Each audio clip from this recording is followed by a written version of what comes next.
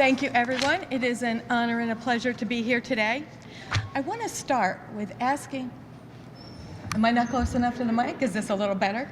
I'm short, so. I would like to start with asking all of our volunteers and employees of the Hope Center to please raise your hand. And give them a big round of applause, because you are our true heroes here today. And so I want to start with you and thank you so much for everything you're doing, because you are really on the ground floor helping to our constituents throughout our county.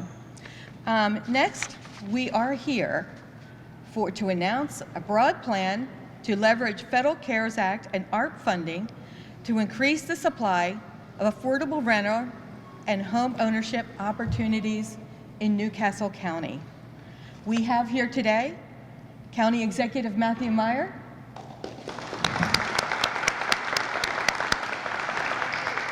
myself, Council President Karen Hartley-Nagle. We have next Newcastle County Community Services Co-Chair Penrose Hollins. Penrose? I don't see him here today, but he is, let me tell you, Penrose has been fighting for over 25 years for affordable housing and affordable rental opportunities, and he is awesome. So thank you, Penrose, and we will acknowledge you when you get here. U.S. Senator Tom Carper.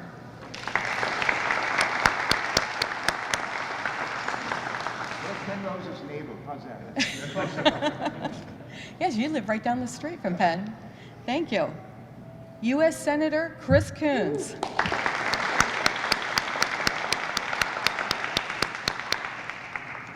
And Representative Lisa Blunt Rochester.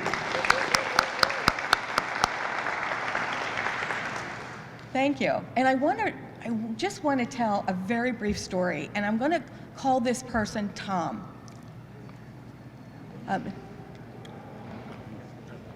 Here we have Penrose Hollins.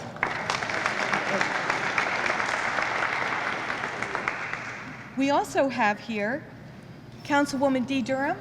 Dee? Are you here, or she'll be here short? George Smiley, Councilman Smiley.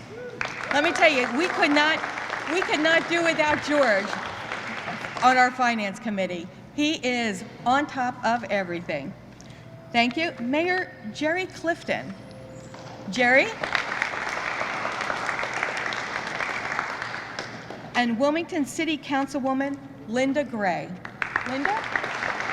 Thank you. Now, I just want to touch on a brief story, and I'm going to call this guy, he lives in the county, in the Claymont area, and I'm going to call him Tom. And as Tom Carper.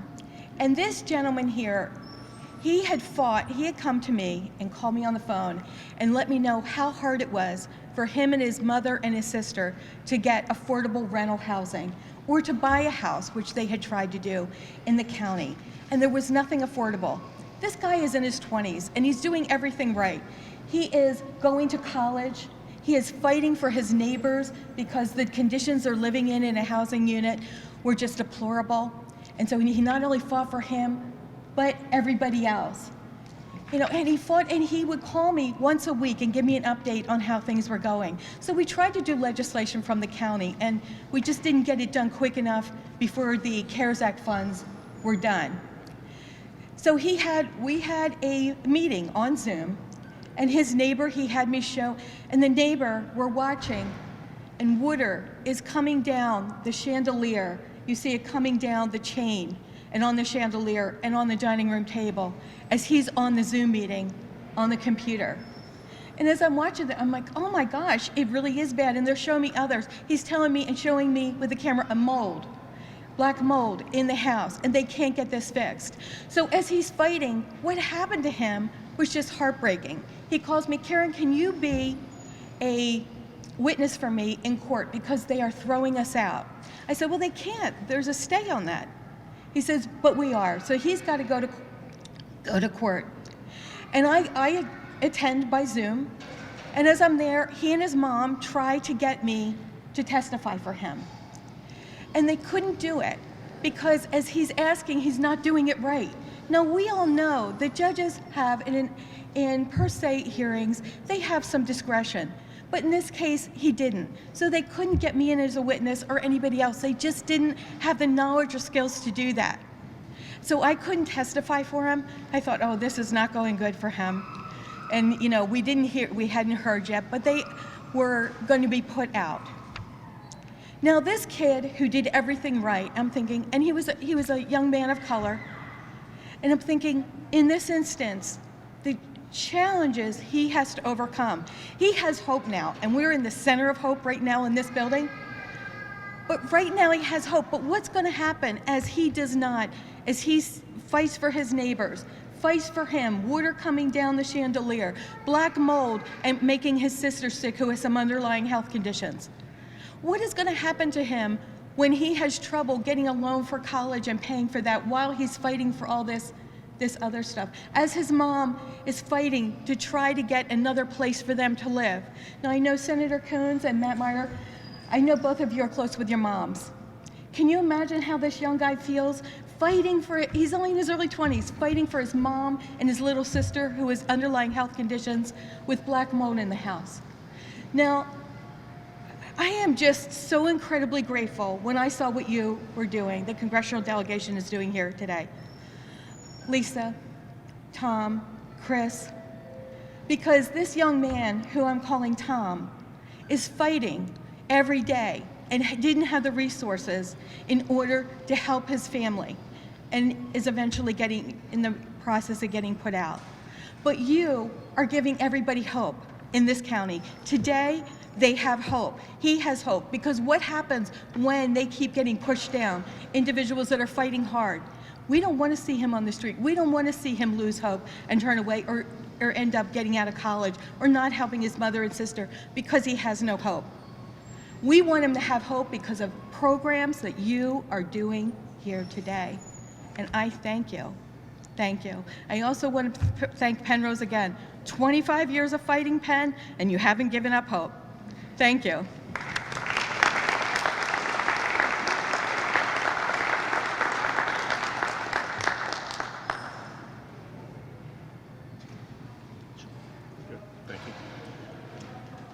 Good morning. Good afternoon. Thank you, Senator Carper. I appreciate it. Let's hear it for Council President Karen Hartley-Nagle. Thank you. Really appreciate it.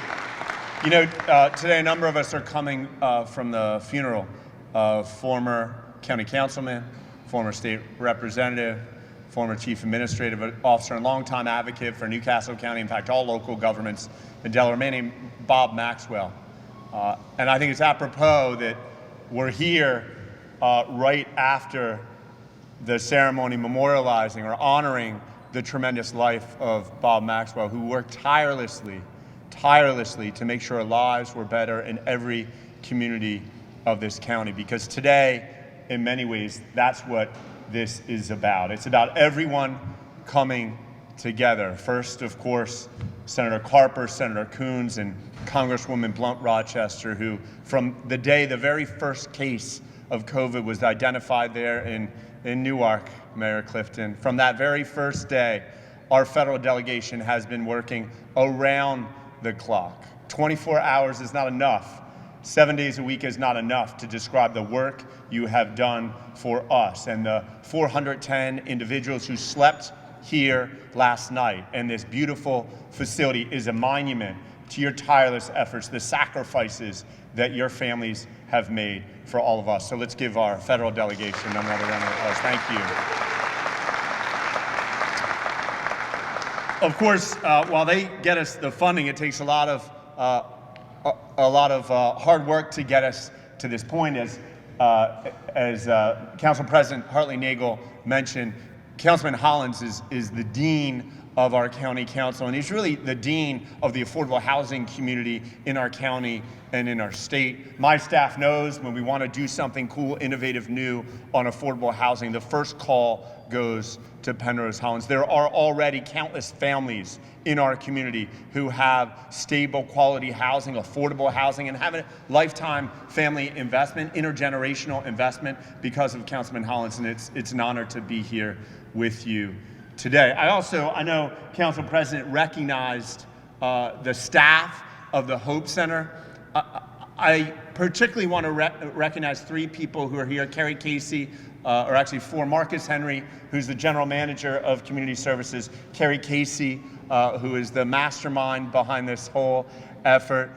Danielle Hennessy, who is who manages this place every day. If you think it looks beautiful and amazing, make sure to thank Danielle so she can pass that along to her staff. And Kim Eppiheimer from Friendship House. I don't know if Kim is here, but she is what we call the concierge. Her job is to make sure that every resident here has an extraordinary experience, is treated with dignity, and is supported as they move on to the next step of their life. One of the greatest challenges you'll hear from our staff here when they think about how do we move people out, and so far we've had about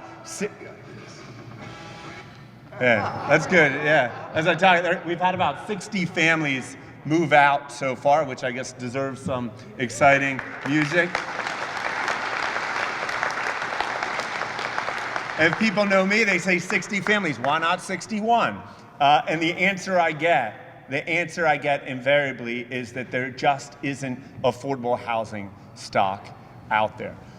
We ran what I think is one of the most public processes in county government history, with all due respect to the former county executive, one of the most public processes in county history to determine what to do with the $322.8 million of CARES Act money we got last year, and now with $108 million of American Rescue Plan Act money we received this year. We set up numerous committees, including last year, a committee to protect the most vulnerable, and we set up a website to reimagine our county. Have received nearly 200 ideas, suggestions, more than suggestions, from the community advising us on what to do with these funds. One issue that kept repeating itself, both when we heard from the general public, in committees to protect the most vulnerable in our community, and in county council discussions, is the lack of affordable shelter in our communities.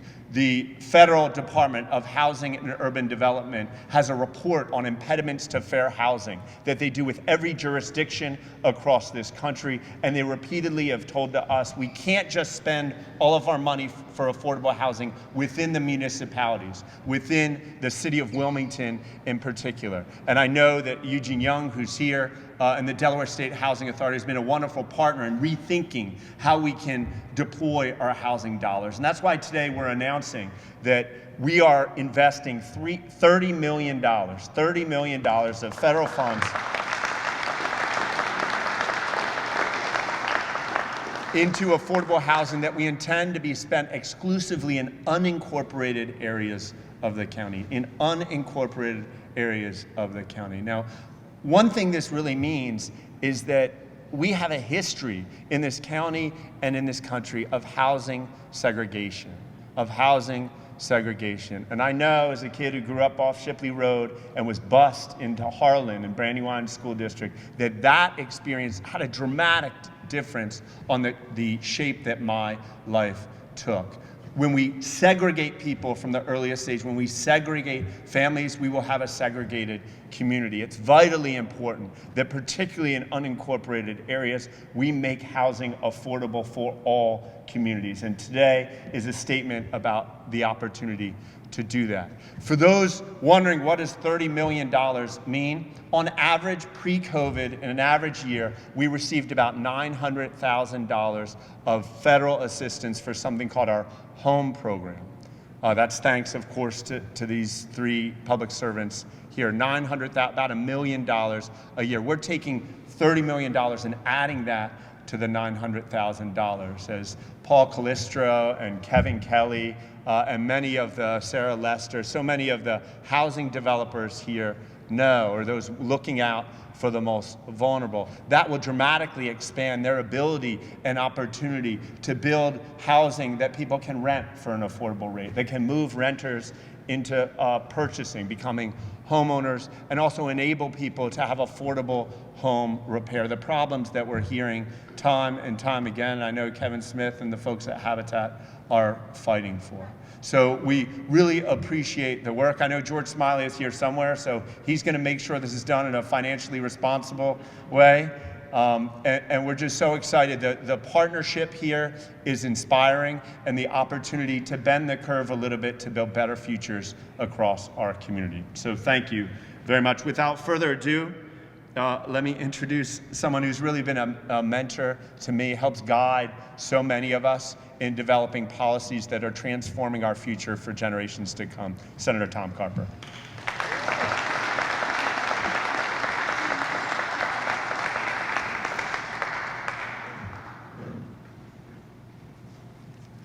Good afternoon. Nice round of applause for our county executive. Matt, thank you. Karen, nice to be with you. Smiley Smile, where are you, buddy? I've always called him Smiley Smile. A smile is never far from his face. Great to be here with my wingman Chris and our colleague in the House, Lisa from Rochester.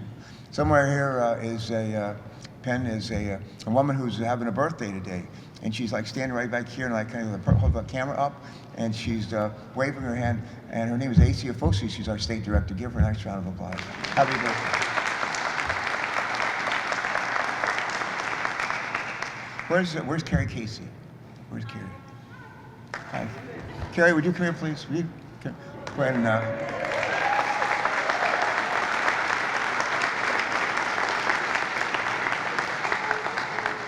Thank you. Okay.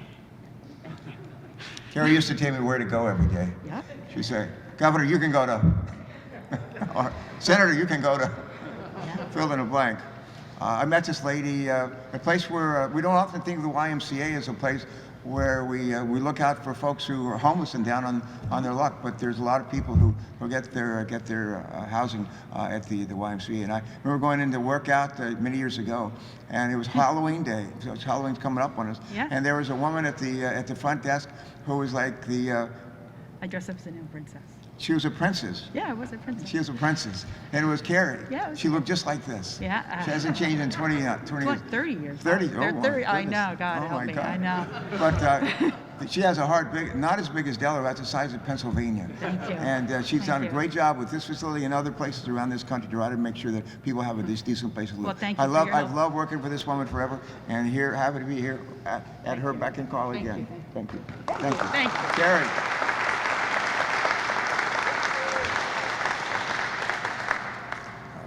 Chris may remember this, about 10 years ago. Bill Clinton came and spoke at a Senate retreat. We had a Senate Democratic retreat. We didn't have a session on a particular day, and it was just to kind of kick back and just be with one another and talk about issues. And Bill Clinton came and spoke at our lunch, and he spoke just before lunch. And after lunch, we were walking through the chow line. And I was right next to him. And when he was president, I was governor, chairman of the National Governors Association. We got to work together a whole lot. And I said to him, I've heard you speak, 20, 30, 40, 50 times or more. And he had just killed it. I mean, he just killed it in his address to us that day. And I said, what is your secret? Why are you so good? Why are you so good at speaking? And he said, what I do is I tell a story. He said, I tell a series of stories. People like stories. People understand stories, they can relate to stories, and I use a little bit of humor, but he said, that's what I do.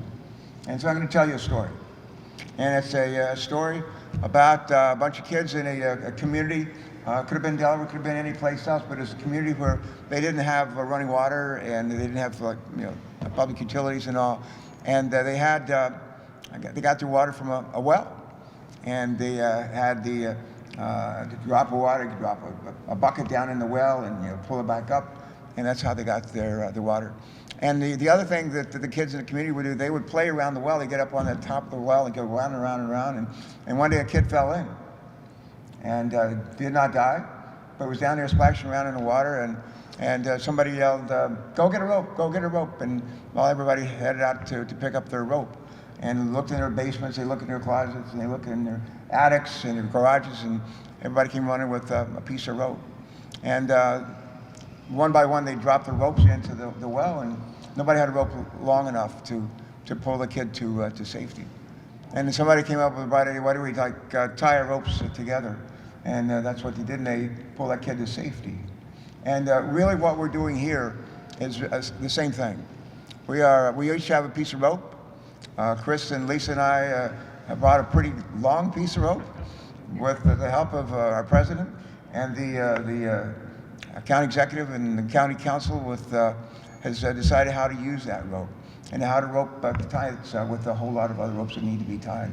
There are a ton of people in this county who are in, maybe not literally in the well, splashing for their life, trying to get out, but the message is the same.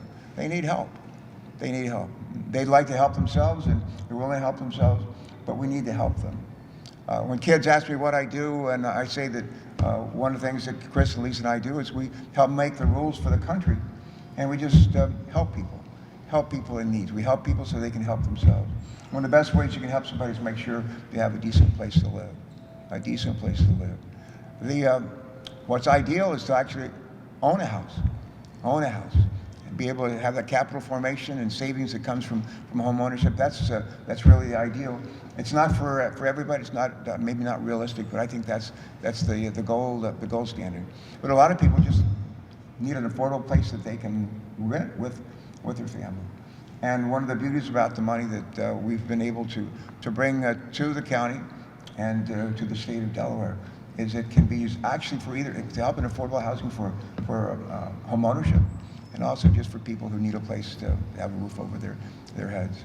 The last thing I would say is that we were at an earlier event, a housing event earlier today, and Chris, who is a divinity major at Yale, I think he's maybe even an ordained minister. Lisa, who should be an ordained minister, and I'm a sinner. But we're all quoting the New Testament, and Chris and Lisa heard me quote Matthew 25 a million times. When I was thirsty, did you give me to drink? When I was hungry, did you feed me? When I was sick and in prison, did you visit me? When I was a stranger in the land, did you welcome me? Doesn't say anything in Matthew 25 about when I was hopeless. Didn't have a roof over my head. I think the inference is the same. And in addition to having a place like this where people can come on a temporary basis, it's a beautiful place. We're going to make sure that a lot of people have not just a place to stay for a couple of nights or a couple of weeks, but hopefully for a long, long time, and eventually, God willing, become homeowners. It's a privilege. I'm not going to get to, I oftentimes introduce Chris and Lisa, but I'm not going to do that today. I'm going to turn it over, I'm told, to turn it over to the county executive. And I wanted to say to everybody who brought your rope, everybody who's tied it together, you're doing the Lord's work, and it's a privilege to be part of your team. God bless you all. Thank you so much.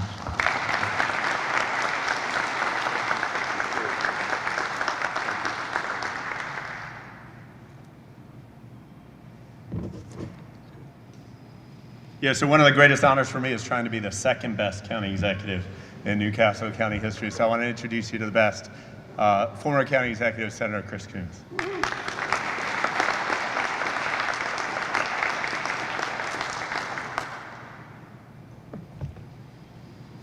Thank you, man. I'm left wondering who was the best, because we all know it would not possibly have been me. Thank you so much, Tom, for the partnership and the friendship and the journey we've been on together, and to Congresswoman Blunt Rochester. It has been a real blessing to have the opportunity to be yoked together and to pitch in during this remarkable moment. In this pandemic, we had an opportunity to get this different than how we responded to the unbelievable economic collapse that happened when I was county executive. Not because I was county executive, but while I was county executive. I'll never forget being out in the hallway in the county government center and the then CFO walking down the hall, and I thought he was having a heart attack. He was literally clutching his chest. He'd just gotten the revenue projections for that quarter and realized that the county was going to lose a third of its revenue, and we were going to face horrible choices: layoffs, shutdowns, program cancellations. And that was happening at city and county and state level all over the country. And one of the things we didn't do as a country then was to understand the shattering impact on families of eviction and of homelessness. That was something I had a childhood experience of. And when you are fighting for your mom and fighting to avoid being evicted, you pray so hard. And when somehow that prayer is heard, it can change you for the better. And if it isn't, for the worse. And all over this country, in 09 and 10 and 11, we had millions of people lose their homes through foreclosure and eviction and go into periods of deep loss and dysfunction. Today, here, now, with our president and with this Congress, we chose a different path. And that means that in Congress, through both the CARES Act and the American Rescue Plan, we put out literally trillions of dollars. Much of it went straight into people's pockets to allow them to choose what they were going to prioritize, whether it was paying back rent or paying for medications or figuring out a way that they could put a floor under their family. And we've got issues we haven't yet worked out, making sure that landlords get paid, making sure that people can stay in their homes. But this today, Mr. County Executive, Madam Council President, my dear, old, and wonderful friend and passionate advocate for affordable housing, Councilman Hollins, Councilman Smiley, all of you who've been in this fight forever, this is the moment where you teach others. Then Senator Biden said to me over and over, show me your budget and I'll show you your values. Show me your budget and I'll show you your values. What you are choosing to do today, Mr. County Executive, members of council, is to say housing is a floor underneath people. That if they have it, if they have safe, sanitary, decent, affordable housing, whether rental or ownership, they can build on that. But boy, in the absence of that, there's nothing that can save them. Leon Weiner, who I met when I was thinking of maybe running for council for the first time, gave me a long, blistering, and compelling lecture about the value of multifamily housing. And then I got to see it over a decade in county government. Penrose Hollins deserves a round of applause. And yes, you can give it now, but then I'll tell you why. I'll tell you that Penrose, when we were in a period where housing affordability was escaping so many, and when construction of affordable and inclusive housing around this county was really hard, when the chips were down and there were fights to be had in parts of this county where this was an unwelcome message, it was Councilman Hollins who time and time again went out and fought for, making sure that the codes of this county and the investment and the priorities of this county, not just under federal programs like CDBG and home, but under zoning and plan approval, looked more like the county we would all want someday and took into account the whole range of people's needs. So thank you, Penrose, for being there, for being a tireless and persistent advocate. Eventually, those of us in federal government get it right. Eventually, those of us in the community understand the value of affordable housing. And eventually, all of us do a better job together of responding to a crisis. You heard in the introduction that many of us were just at the funeral service for Bob Maxwell. Bob Maxwell was a wonderful mentor to a then very young woman, Annie Lingenfelter, who started her career in government in Newcastle County. And it was Annie Lingenfelter, now Annie Coons, who persuaded me that Carrie Casey would be not just a wonderful scheduler, but a wonderful housing leader, and encouraged her to consider an opportunity in Newcastle County. I want to mention one other name to you, Jim Gilliam. How many of you knew Jim Gilliam? Jim Gilliam, whose name is on the Community Services building, every time I saw him, said, if you see something wrong, act like it. And one of the things about Jim Gilliam, who gave all of us a talking to anytime you ever sat still, was that as the first Newcastle County Director of Housing, he was determined that this government, that the council and the executive, the folks who make housing work, and so to Carrie and to Marcus and to Danielle and to partners, there are so many partners here from the nonprofit sector, Kim from Friendship House and many others, that this county would do a better job, a transformative job, not just in Newark, not just in Wilmington, but in the unincorporated county where 400,000 people live, and where this county government has the chance to shape their communities, their experiences, and their lives. This space that we're in is a gift. And I don't mean a gift from the taxpayers of the United States or from a particular appropriation. I mean a gift in terms of providing a quality of housing and support services that genuinely brings hope. It's not just a slogan or a name, it's a reality. If we bring hope through this center, let us also, through this remarkable investment, an investment in people and in careers and in skills for those who support and provide housing, but also an investment in the construction and the availability of housing. Let us be dedicated to bringing that hope to this community. We are going back to Washington, all three of us, soon, and I know I need to stop talking so we can get on that train. Lisa, you're so patient with me. Thank you. There's $500 million in the House version of the Build Back Better bill to strengthen the engagement of private sector landlords with the Section 8 program. That's a bill that I helped write with a Republican colleague of mine that I think came directly out of our experience in county government of just how challenging it can be to expand the range of opportunities for affordable housing. Now we need to get the $10 billion Community Reinvestment Partnership into the Senate side, which is based on what we saw this morning at Reach Riverside and is based on a model that does dramatic community redevelopment and reinvestment right. Last point, if I could, something I think we all agree on. And as I introduce our former Secretary of Labor, she is the person who understands this maybe more than any, but I see folks here who employ people in housing day in and day out.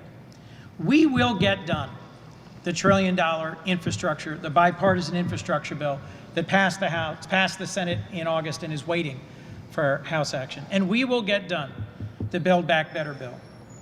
Then will come a moment when the skills, the opportunity to work in housing, in rehabilitation and construction will be at its highest point in our lifetimes.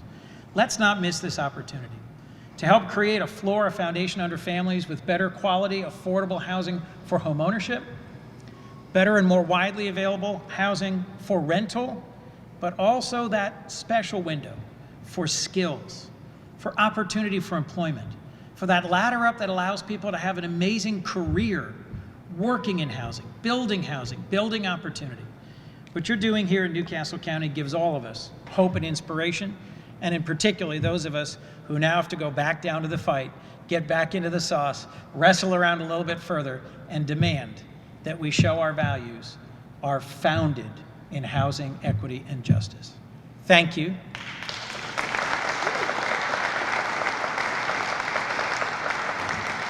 And it's my honor to introduce a friend and a colleague, someone who understands not just programs like home and CDBG, not just labor programs, but also all the magic that is being done in the House of Representatives of the United States on our behalf. Ladies and gentlemen, Congresswoman Lisa Blunt-Rochester.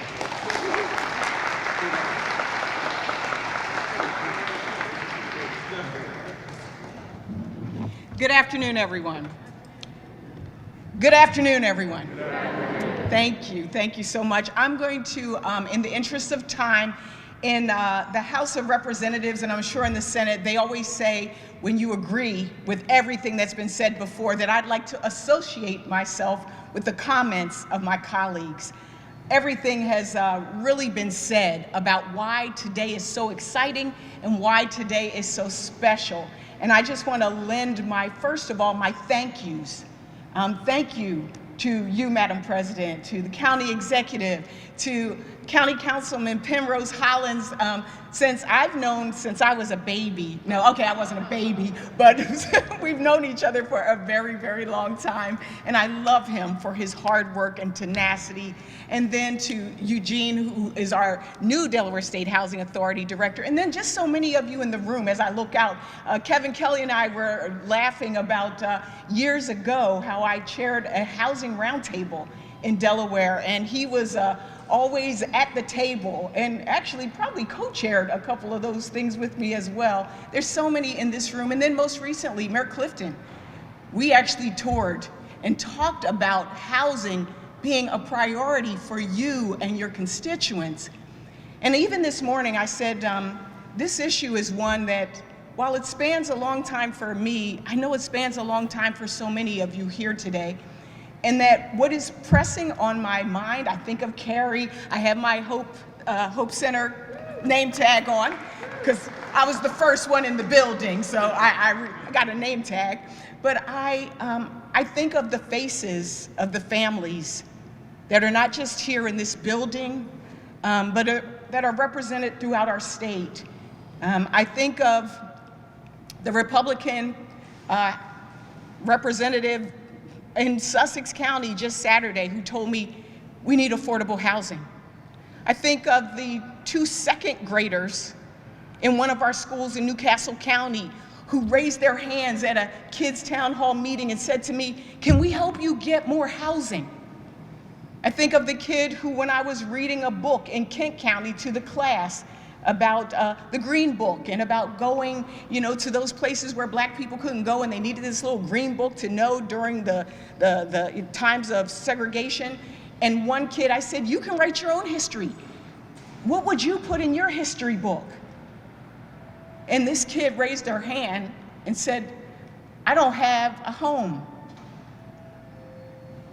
I'm thinking about those faces, those families today, and the hope that they have because you made a decision, we made decisions that really matter to people's lives. $30 million is an investment. 15 from the CARES Act, which we passed. 15 from the American Rescue Plan, which we passed. But as we pass the Build Back Better plan, we're going to do something that Jim Gilliam was talking about. Building back with equity. Not just some people, all of us.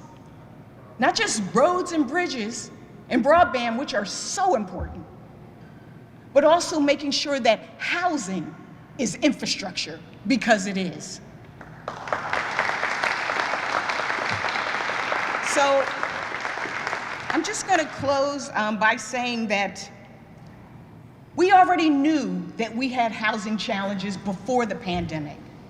This pandemic just exacerbated what we already knew.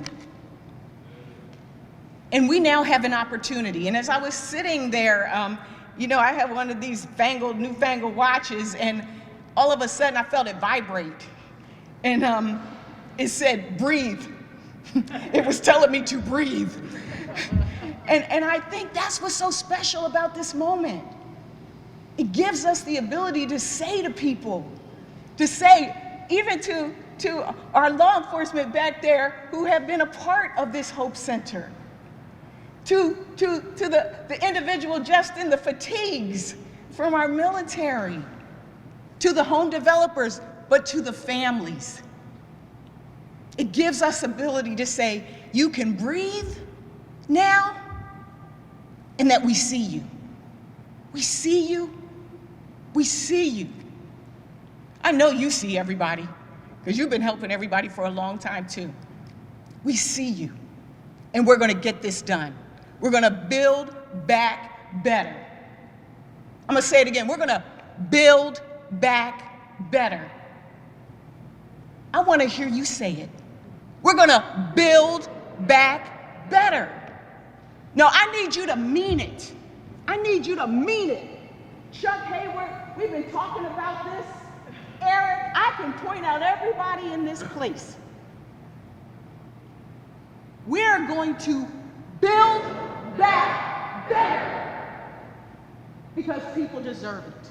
Thank you.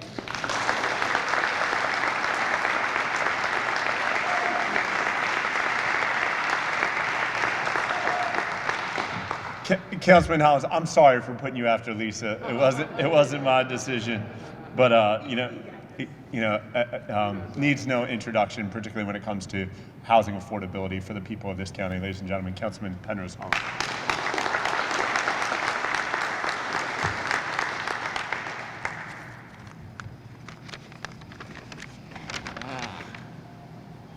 Thank you very much, Matt. Let me apologize for running a little bit late. I've heard the term being fashionable late. That was not my intent. My timing is really not that good. I just got held up, but I'm very pleased to be here with all of you today, and I'm honored to join County Executive Matt Meyer, our congressional delegation, Mayor Clifton, Councilwoman Gray, members from the community that have put a lifetime in building affordable housing, Kevin Kelly of Leon Weiner and Associates, and I had an opportunity to work with Kevin Smith from Habitat for Humanity, who learned me more about housing than I ever knew as an elected official. I'm just happy that all of you have taken the time out to join us here this morning. Affordable housing has been foundational to my 30 years on county council, beginning with down payment and settlement help for first-time home buyers. But more importantly to me, affordable housing is a core value of the Newcastle County government. It is one of our core values. And I'm especially pleased that Senator Coons was able to join us here today. And Senator Coons had a lot of comments to say about me, but I have just as many to say about him. Senator Coons was the architect of Newcastle County's affordable housing strategy. Under Senator Coons, under the strategy, we were able to identify other areas of affordability that had not been considered before in Newcastle County. We were able to look at areas such as accessory dwelling units that a lot of folk consider to be in-law suites. In Newcastle County, we adopted the legislation for ADUs, as they are called. We adopted a housing trust fund that now we have several $1 million in the housing trust fund, and at least $500,000 from the housing trust fund was directed to this particular center to help with the operation of this center after the county executive have given us the authority to move forward for the $19 million to purchase the place. So the housing trust fund is an add-on to what we do normally here in Newcastle County. And importantly, the thing that we did that was started under Senator Coons was inclusionary zoning, meaning that any rezoning in Newcastle County were required to have a percentage of affordable housing, not just market rate affordability, but affordability based upon AMI, the average median income for folk who live here in Newcastle County. And that's all over Newcastle County, not just in areas around Route 9 or Route 40, but anywhere in Newcastle County there is a residential rezoning. There's no option, there will be a percentage of affordability based upon the incomes here in Newcastle County.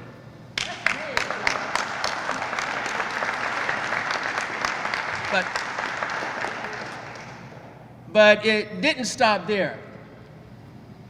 County Executive Matt Meyer has moved us to the next level of affordability here in Newcastle County. He has taken the unprecedented move to buy a hotel and convert it into the Hope Center for the homeless population. Now, there were a couple of motels available at that time, but the county executive had the audacity to purchase a first-class hotel and convert it to a Hope Center for the homeless population. That's not a small wonder here in the small wonder. That's a major move to have a Sheraton Hotel in Newcastle County or any place else for that matter to become the home for the homeless. But we also realize that this center is not a forever home. And today, 65 of our families have moved on from this center to more permanent shelter. And this announcement today will enable some of the remaining 400 people who are living here today to move on to more permanent homes in the future. Now, every politician that I know talk about affordable housing. But if the talk does not intersect with action, the talk is no more than empty words. It is time for them to put their money where their mouth is. And unfortunately, I live in a city that does not even offer down payment settlement help to first-time home buyers. They receive home funds that the county exec spoke of. They chose not to involve in these programs. I, like the county executive, and many of you here, read the impediments to fair housing. One of those impediments is the opportunity for affordability and home ownership. So I want to recognize again my city council person who is sitting here, Councilwoman Linda Gray, who has drafted legislation for the city of Wilmington to adopt down payment settlement help program for first-time home buyers, and I hope that she can be successful, and I encourage you to support her in her efforts. It's not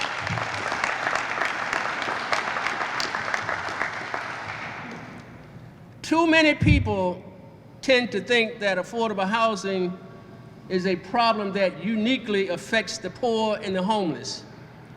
However, in Newcastle County, we see very clearly the problem within working class communities who are priced out of the market. Working class families, people who go to work every single day, both spouses go to work, still cannot afford a house in Newcastle County, and especially in some areas. We know that the down payment settlement helps. We know that the transfer taxes in Newcastle County is pretty on the high end, which makes it even more important for every jurisdiction in the state of Delaware to assist those families that are working to move on to home ownership. Because we also know that affordable housing is the path, it has been the path, continue to be the path, and will be the path for middle class people to reach middle class that are now working. And a critical key to neighborhood stabilization and economic equity. So here in Newcastle County today, thank you again for joining us. Today we're just reaffirming and affirming our continued commitment to affordability, and it will remain one of the core values of Newcastle County government. Thank you all very much.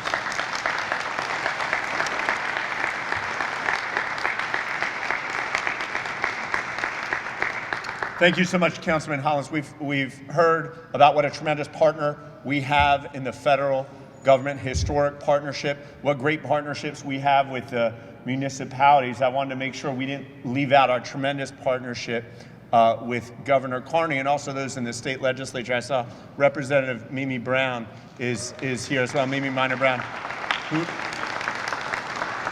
not only are we in her district, and not only is she an extraordinary advocate for the Hope Center and the most vulnerable in our community, she also is an extraordinary dance partner at HBCU Battle of the Bands on Saturday at Frawley Stadium. So it's good to see you again. We have a brand new secretary at the Delaware State Housing Authority who is not new to many of us. He's been out there for fighting for all of us for well over a decade, and it's my pleasure to introduce to you Secretary Eugene Young.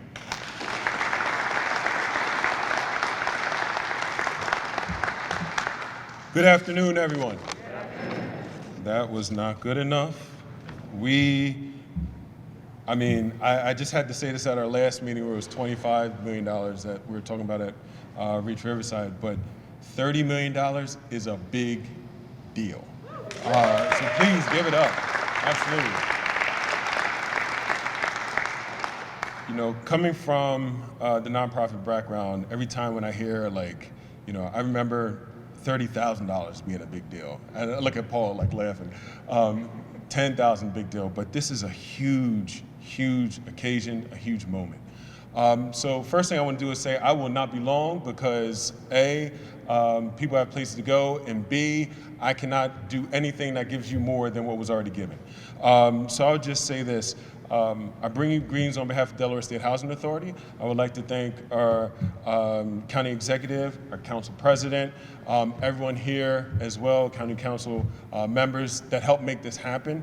It is a truly a beautiful time for our state right now, just to be able to have funding around such an important issue. And also I want to thank our federal delegation for being able to make sure the funds were brought home.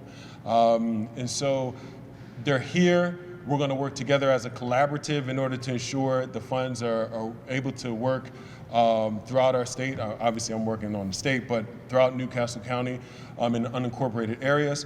And as was said earlier today, a budget is a moral doctrine. It really is.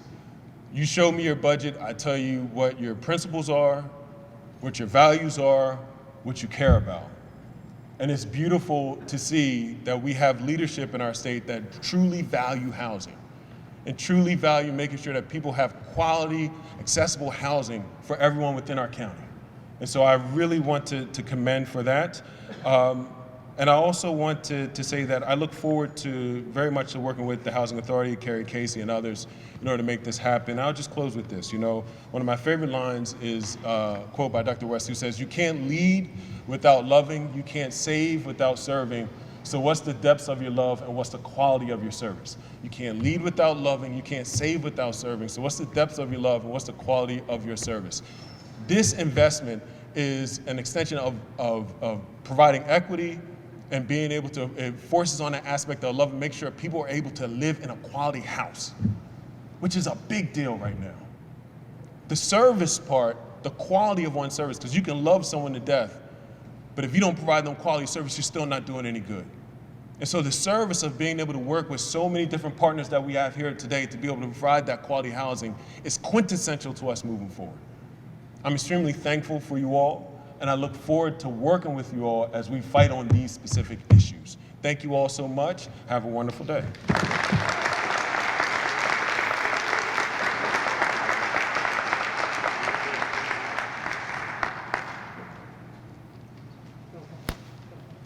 Unless my boss, Eric Razor Shrim, tells me to do anything else, I think we're all wrapped up. So thank you all for coming today. We really appreciate it.